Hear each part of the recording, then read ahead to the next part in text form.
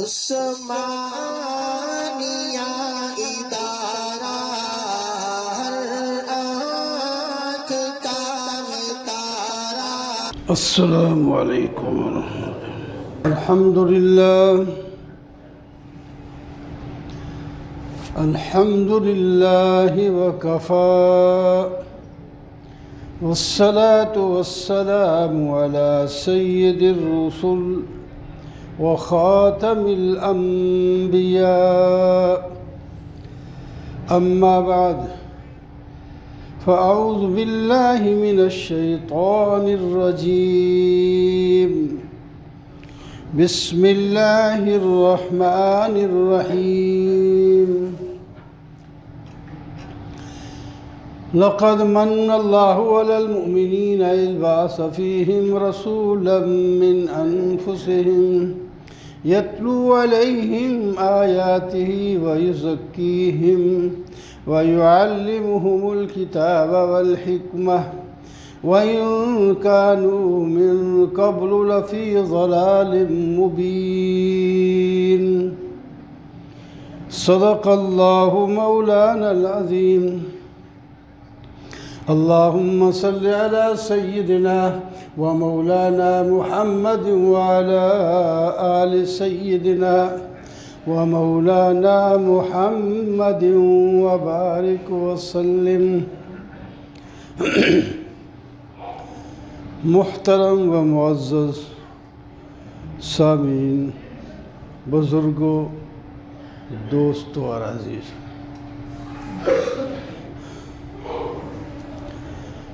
نبی کریم صلی اللہ علیہ وسلم کے ابتدائی زمانے کا تذکرہ آپ سن رہے تھے، اور میں آگے انتہائی زمانے کا تذکرہ کر رہا ہوں، ابتدا سے کر رہے ہیں۔ پورا دین جہاں سے بھی بیان کیا جائے آپ کا تذکرہ اس میں ہوتا ہے۔ تو بیان ہو رہا تھا رسول اللہ صلی اللہ علیہ وسلم کی محبت کا، اور محبت کی جو 4 اسباب ہوتے ہیں ان میں سے دوسرا سبب کمال بیان ہو رہا تھا۔ آپ کے بے شمار کمالات ہیں، ان کمالات میں سے ایک کمال علمی ہے۔ اس علمی کمال پر بھی تھوڑا سا بیان ہوتا ہے ترجمے میں، 2 جمعے عرض کیا ہے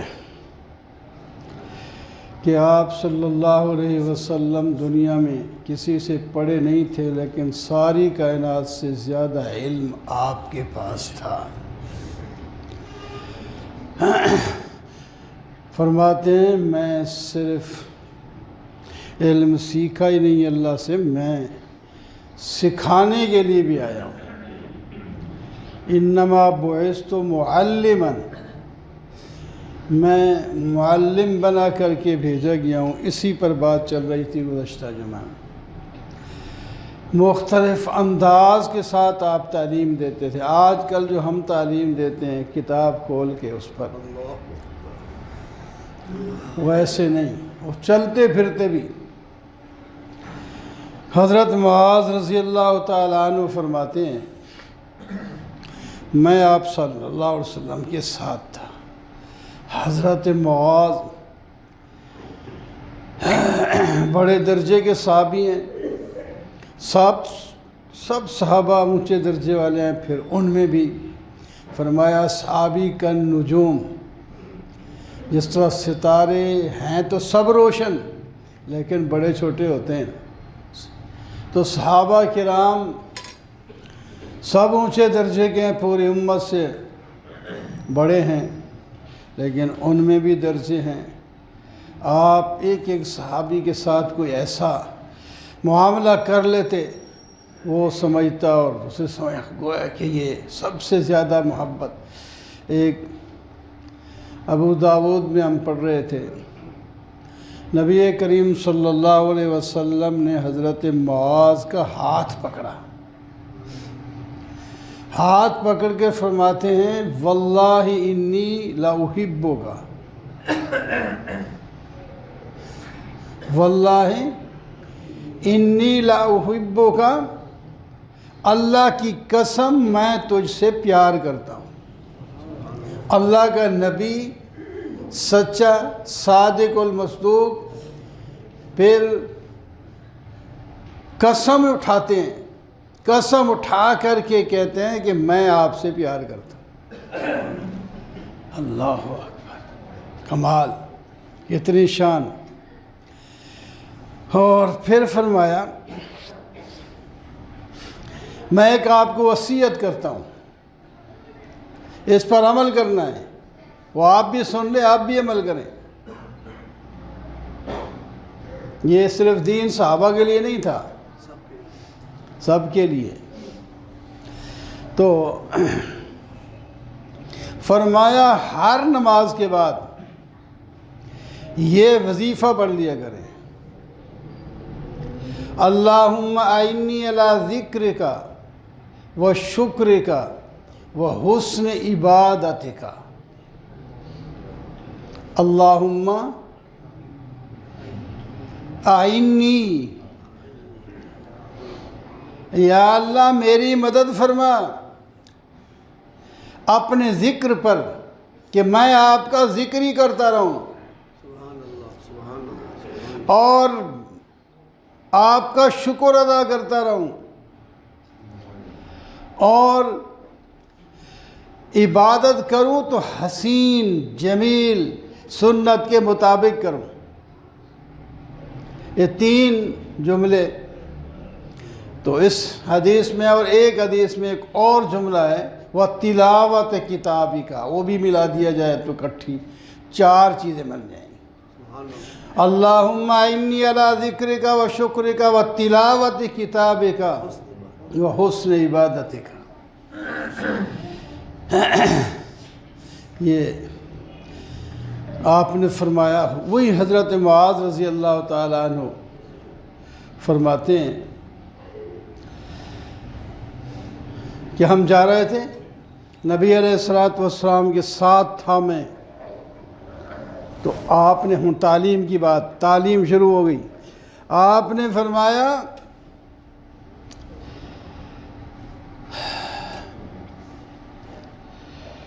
معاذ آپ کو پتہ ہے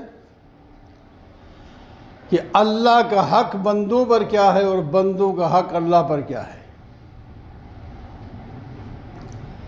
اللہ کا حق بندوں پر کیا ہے اور بندوں کا حق اللہ پر کیا ہے؟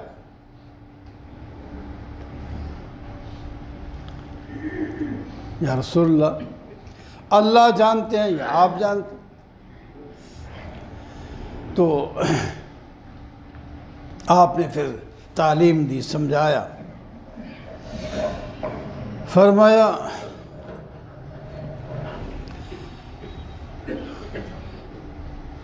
اللہ کا حق بندوں پر یہ ہے کہ وہ اللہ کی عبادت کریں، اللہ کے ساتھ کسی کو شریک نہ کریں،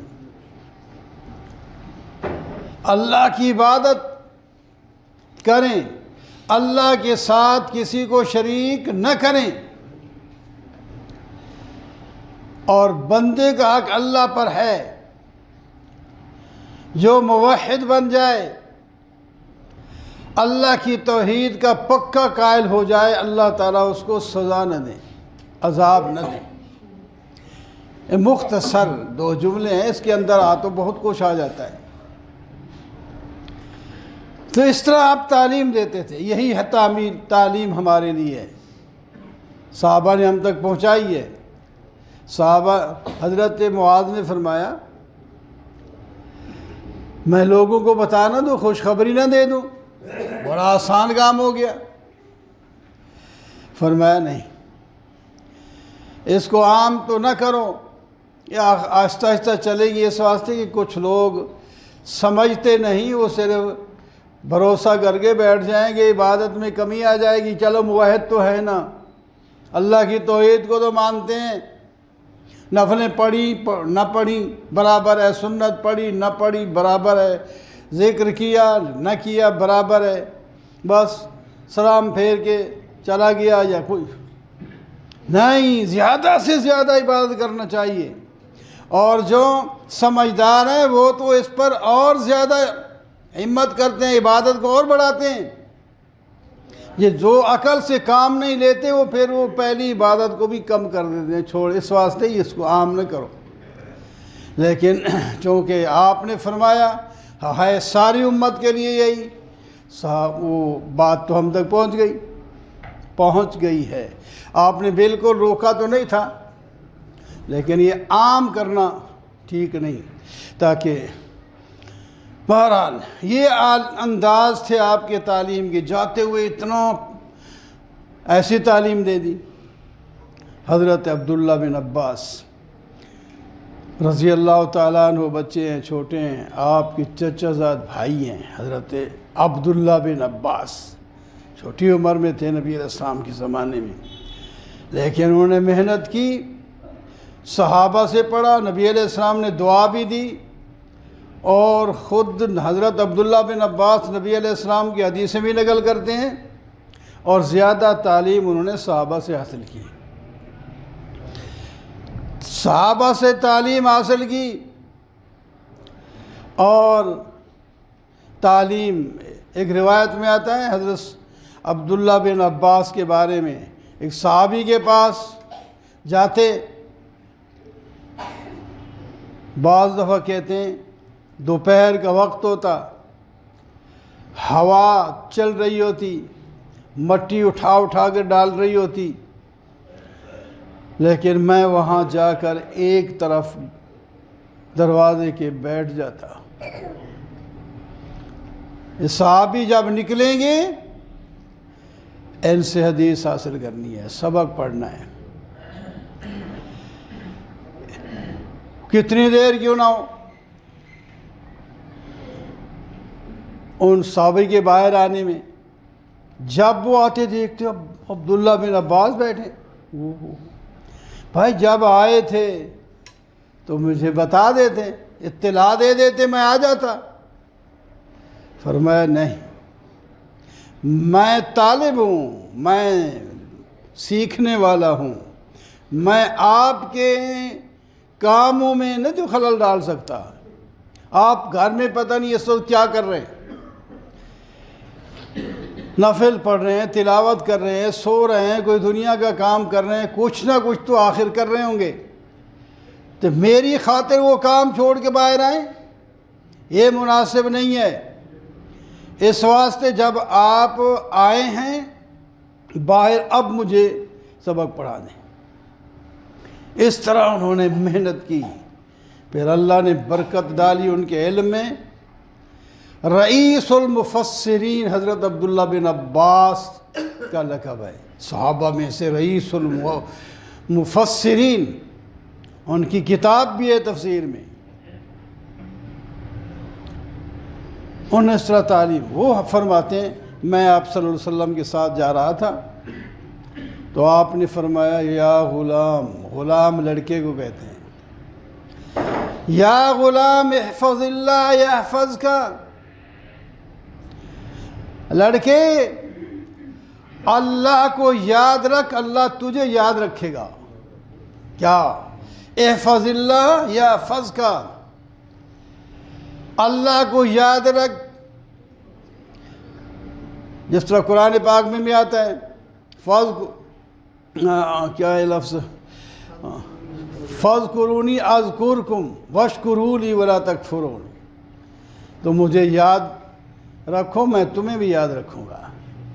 یہ سب کو ہے، سب کو فرمایا۔ اللہ تو ہمیں یاد رکھتے ہیں لیکن ہم نہیں یاد رکھتے، غافل ہو جاتے ہیں، اللہ کی نافرمانی میں لگ جاتے ہیں۔ تو جناب پہلا جملہ یہ فرمایا احفظ اللہ یحفظ کا، دوسرا جملہ اس کے قریب فرمایا احفظ اللہ تجدہ تجاہک، اللہ کو یاد رکھ تو اللہ کو اپنے سامنے پائے گا، اپنے پاس پائے گا، کہیں جانا نہیں پڑتا۔ اللہ تعالیٰ شہرک کے قریب ہیں، نحن اقرب الیہ من حبل الورید، قریب ہیں، تمہاری حفاظت کریں گے۔ وَإِذَا سَأَلْتَ فَاسْأَلِ اللَّهَ، جب کچھ مانگنا ہو تو اللہ سے مانگنا، یہ تیسری بات فرمائی۔ وَإِذَا سَأَلْتَ فَاسْأَلِ اللَّهَ، جب مانگے تو اللہ سے مانگ، داتا وہی ہے دینے والا۔ وَإِذَا اسْتَعَنْتَ فَاسْتَعِنْ بِاللَّهِ، جب تجھے مدد چاہیے تو مدد بھی اللہ سے مانگ۔ یہ بچے کو تعلیم دی جا رہی ہے، ہمیں بھی چاہیے اپنے بچوں کو یہ تعلیم دیں۔ تو ہم تو خود بڑے بڑے ہیں، ہمیں بھی تعلیم اگر ہے تو عمل نہیں کرتے یا پرواہ نہیں کرتے۔ نماز میں پڑھتے ہیں ایاک نعبد و ایاک نستعین، ہم آپ ہی کی عبادت کرتے ہیں اللہ، اور آپ ہی سے مدد چاہتے ہیں۔ لیکن جب باہر آتے ہیں تحت الاسباب ایک دوسرے سے مانگنا، دینا، چیزیں لینا، وہ منع نہیں ہے۔ کچھ لوگ تحت الاسباب سے اوپر فوق الاسباب غیروں سے مانگتے ہیں کہ یہاں سے میرا کام ہو جائے گا، وہ غلط ہے۔ باقی دنیا تحت الاسباب چلتی ہے، اس کے اسباب بنائے اللہ نے۔ یہ تو معاونت کا حکم ہے، تعاونوا علی البر والتقوی، نیکی میں ایک دوسرے پر کی مدد کیا کرو، لین دین ہوتا ہے، اس سے منع نہیں فرمایا۔ یہ جو منع اس سے فرمایا ہے کہ جو لوگ پتھروں سے مانگ رہے ہیں، پانی سے مانگ رہے ہیں، چشموں سے مانگ رہے ہیں، قبر والوں سے مانگ رہے ہیں، گھوڑوں سے مانگ رہے ہیں، دوسرے تیسرے سے مانگ رہے ہیں، یہ نہیں ہے، صرف اللہ سے مانگنا ہے۔ مدد اللہ سے مانگیں، دنیا کی کوئی بھی چیز چاہیے اللہ سے مانگیں، مسبب الاسباب بھی وہی ہے، اسباب بھی وہی پیدا کر دیتا ہے۔ یہ تعلیم ہے آپ کی، آپ چلتے چلتے تعلیمیں لے آئیں۔ تو یہ جو آیت میں نے پڑھی اس میں یعلمہم الکتاب والحکمہ، نبی کریم صلی اللہ علیہ وسلم تعلیم دیتے، 4 کام اس آیت میں ہیں، ان میں سے ایک تعلیم ہے، تعلیم کے بارے میں باتیں ہو رہی ہیں۔ تو آپ کی ایسی بہترین تعلیم، حدیثوں میں بہت سے واقعات ہیں، تعلیم آپ صلی اللہ علیہ وسلم کیسے دیتے تھے۔ ایک صحابی آیا، اس نے نماز میں پہلے بولنا جائز ہوتا تھا شروع میں، بعد میں منع ہو گیا، قوموا للہ قانتین۔ تو پہلے اس نے سیکھا تھا کہ جس کو یہ چھینک آئے وہ کہے الحمدللہ، جو سنے وہ کہے یرحمک اللہ، پھر چھینک والا کہے یہدیکم اللہ یصلح بالکم۔ کیا محبت کی دعائیں ہیں، پیار ہے۔ تو کہتے ہیں نماز میں ایک شخص کو چھینک آ گئی، میں بھی نماز میں تھا، اس نے الحمدللہ کہہ دیا، میں یرحمک اللہ کہہ دیا نماز کے اندر ہی۔ تو چونکہ نماز میں اب کلام تو بند ہو چکی تھی، تو لوگ جو ساتھ والے تھے وہ بولتے بھی نہیں ہیں، لیکن ایسا وہ منہ بڑھاتے ہیں، آنکھیں کرتے ہیں، پتہ کیونکہ ادھر پھر دیکھ بھی تو لیتے ہوں گے۔ ہاں تو بڑا پریشان ہوا، میں نے کیا کیا ہے۔ بعد میں جب نماز سے فارغ ہوئے، آپ نے مجھے بلایا اور فرمایا نماز ہے، نماز کے اندر بولتے نہیں ہیں، یہ ذکر ہے، اللہ کی عبادت ہے۔ فرماتے ہیں ایسا معلم، صحابی کہتے ہیں معاویہ بن حکم ان کا نام تھا اس صحابی کا، وہ کہتے ہیں ایسی مجھے تعلیم دی، میں نے ایسا استاد کبھی دیکھا ہی نہیں، ما ضربنی ولا قہرنی ولا سبنی، نہ مجھے مارا، نہ مجھے جھڑکا، نہ مجھے کوئی سخت سست کہا، صرف ایسے سمجھا دیا کہ آئندہ نماز میں بات نہیں کرنی۔ ایسی تعلیم پیار کی، اللہ تعالی ہم انہیں ان باتوں سے سبق سیکھ کر عمل کرنے کی توفیق عطا فرمائے۔